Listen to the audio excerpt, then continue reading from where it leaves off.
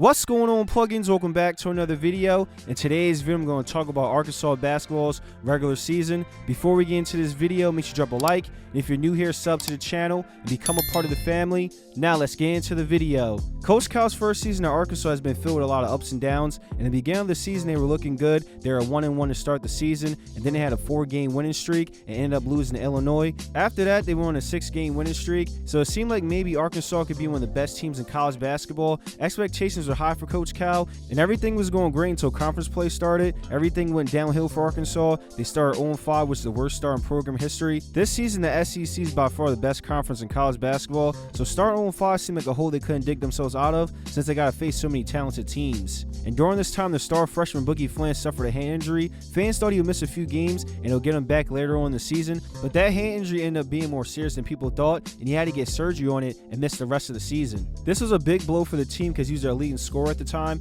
averaging 15 points per game. He was a tough shot maker, great through-level scorer. It was going to be hard to replace the production that he gave them. So at this point in the season, the month of January, Arkansas was 1-6. They lost a star freshman Boogie Flynn, and everyone wrote them off. There was a lot of people saying Coach Cal should be fired or he should retire after the season. Fans were becoming frustrated on how awful the team was playing. It seemed like this was going to be a lost season, and Arkansas wasn't going to do much, but Coach Cal made sure to keep his team locked in, and a big moment for them was the game against Kentucky. Coach Cal returned to Rump Arena, and this was a high anticipated matchup because Coach Cal is facing his former team. Most people believe Arkansas had no shot to win this game, and they needed this win to build some confidence moving forward. They ended up winning this game by 10 points. This gave Arkansas the second conference win. This gave them the boost they needed to try and turn their season around. They ended up winning 7 of their last 11 games. They suffered losses to Alabama, Texas A&M, Auburn, and they lost to South Carolina. Now that game against South Carolina was bad. Arkansas had one of the worst first halves of the season, shooting 12.5% from the field. This had Arkansas fans worried because this is the game they should have won,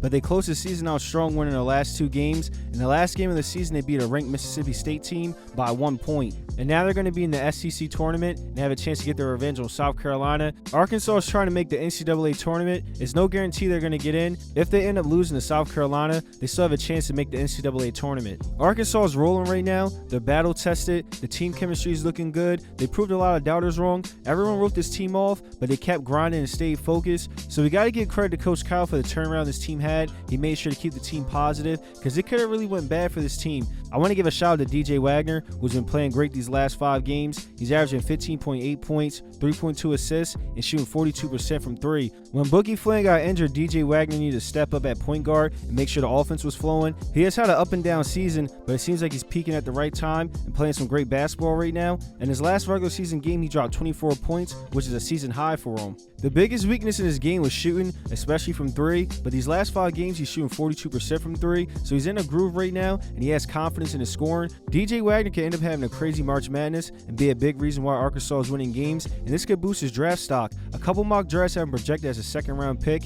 in the 2025 NBA draft, but maybe he could sneak into the first round if he plays well in the SEC and the NCAA tournament. So he's a player to keep an eye on these next couple of weeks. He has improved his game and has been a great playmaker and scorer for them lately. Adou Thero's having the best season of his college career. He's a team's leading scorer, averaging 15.6 points per game. He has been playing great all season, and he has stepped in when Arkansas needs him. Whether it's being a scorer or defender, he can do it all for them. But he has been out these last few games with a knee injury. I'm seeing stuff on social media this might be a serious injury and he could be out for the season. I hope that's not true. Arkansas is going to need him. I don't see them making a crazy run without him.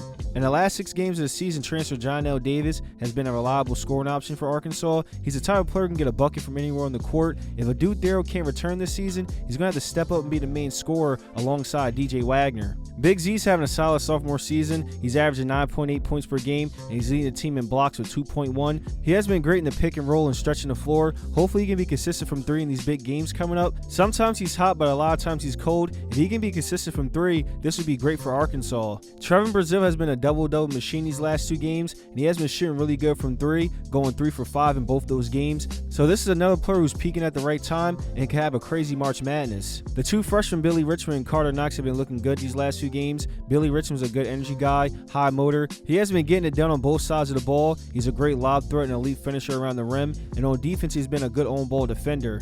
Carter Knox has been in the starting lineup lately. He's a nice scoring option, playing within the offense and scoring when he needs to. So Arkansas has a lot of talented players to make a run. Hopefully they get a Duke Darrow back. If any updates come out about his injury, I'll make another video for y'all. The SEC tournament starts March 12th. Let's see if they can get a win. I might make a video for y'all if they win. Let me know in the comments if you want that. Do you think Arkansas can make a deep run in the NCAA tournament? Will DJ Wagner continue to play at a high level these next few games? Drop y'all opinions in the comments. Drop a like on the video and sub to the channel. If you want more Arkansas videos, smash that like button. I'm going to be dropping a lot of college basketball videos this month, so make sure you turn on post notifications. I appreciate y'all, and I'll see you in the next video. Till next time.